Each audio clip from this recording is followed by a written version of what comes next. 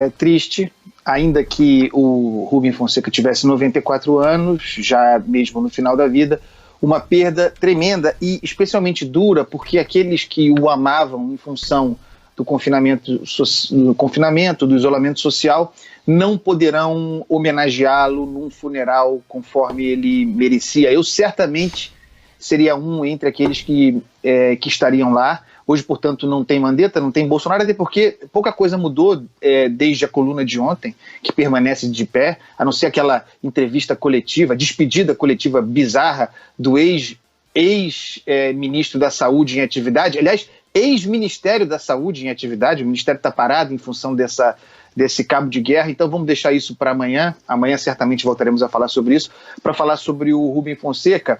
Eu fui, pessoal, e acho que vocês também, eu fui um leitor, eu sou um leitor voraz de Rubem Fonseca. Eu fui um moleque que ou estava jogando bola, ou estava sozinho, isolado, lendo. E o autor que eu mais li, seguramente, na minha vida foi o Rubem Fonseca, quando eu tinha lá meus 15, 16, 17 anos. 17 anos, portanto, me preparando para o vestibular, na dúvida sobre se fazia direito, jornalismo ou letras. Acabei optando por o que parece ser um caminho do meio, o jornalismo. Quando me dediquei a ler tudo que o Rubem Fonseca jamais havia escrito até aquela ocasião, foi uma revelação para mim. Eu lia e eu tinha, obviamente, como todo o jovem apaixonado pelas letras, pretensões literárias, um irresponsável. Eu sonhava em ser um escritor. Eu li o Rubem Fonseca e pensava, eu também posso escrever. E era mentira. Eu levaria alguns anos até aprender, não aprender a escrever, aprender que não poderia escrever naquele nível, à altura de como fazia um ficcionista do nível, do porte do Rubem Fonseca, porque a linguagem enganava. A linguagem parecia fácil, parecia acessível, porque era uma linguagem urbana. Aliás, essa foi a grande revolução, uma das revoluções da literatura que o Rubem Fonseca inventou no Brasil. Quando ele surgiu como escritor no seu primeiro livro, de 1963, Os Prisioneiros, o Wilson Martins, o grande Wilson Martins, falecido, um dos maiores críticos literários da história do Brasil, se referiu a o que estava ali naquele livro como uma língua nova. E de fato era, no nosso ambiente literário, que vinha, embora se urbanizando, de uma tradição fortemente rural, né? Talvez com exceção, entre os grandes nomes, do Machado de Assis, que tinha uma literatura essencialmente urbana, os outros grandes nomes tinham ligações com um ambiente rural, do interior, Guimarães Rosa, Graciliano Ramos, imensos, mas de outra extração. Então havia aquela linguagem do Rubem Fonseca, urbana, pornográfica, dura, medida, e aquilo parecia tão próximo da gente, né, do mundo em que a gente vivia, esse mundo urbano, que para um jovem pretenso futuro escritor, parecia também ser fácil escrever daquela maneira. Mas aquilo devia dar um trabalho tremendo, e dava, como ele mesmo dizia. Texto enxuto, justo, medido, seco. Eu fico imaginando o trabalho de editor de um autor como o Rubem Fonseca, como ele deveria cortar na carne do texto até chegar àquele lugar. Era grande arte a serviço do entretenimento, a serviço do leitor. Esse é o barato da obra do Rubem Fonseca. Ele escrevia para fora, sobre o mundo de fora, sobre as ruas, para o leitor, para a gente. Não escrevia para a academia. E por isso conquistou a academia.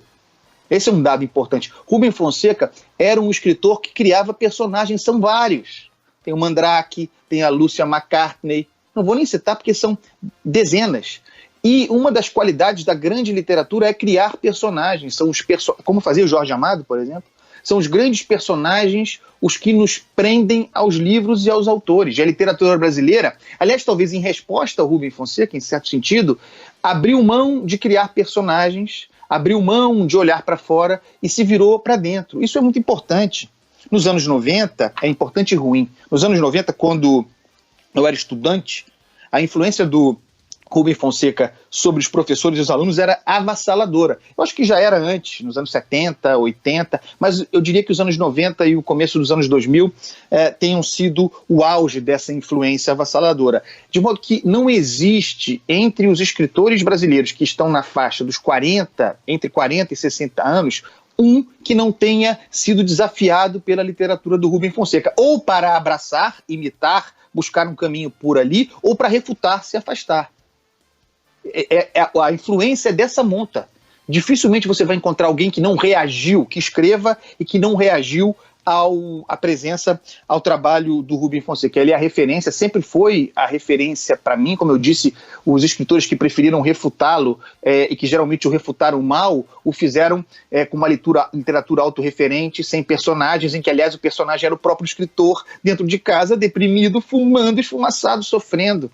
A literatura do Rubem Fonseca oprimiu, em grande sentido, aqueles que não entenderam que literatura é para ser lida e como influência gerar frutos diferentes do que a raiva, a refutação, exatamente, não é por aí. Eu queria dizer para vocês que ontem, quando eu soube da morte dele, mais ou menos pela hora do almoço, eu vim aqui na minha biblioteca e estão ali em cima, comecei a arrumar os livros deles todos, e aí peguei esse exemplar aqui, que é um exemplar lindo, uma belíssima edição da Companhia das Letras, concorrente minha, que são os contos reunidos do Rubem Fonseca, e passei boa parte da tarde lendo. Eu falei com a Sheila no telefone ontem à tarde, e eu estava com esse livro na mão, folheando e lendo os livros. Eu conheci o Rubem Fonseca pessoalmente, é uma história curiosa, porque ele tem fama e era realmente recluso, muito discreto, andando aqui pelo Leblon. Todo mundo sabia quem era ele, mas ele achava que estava incógnito, e as pessoas deixavam ele à vontade, um grande personagem. Eu conheci porque eu sou amigo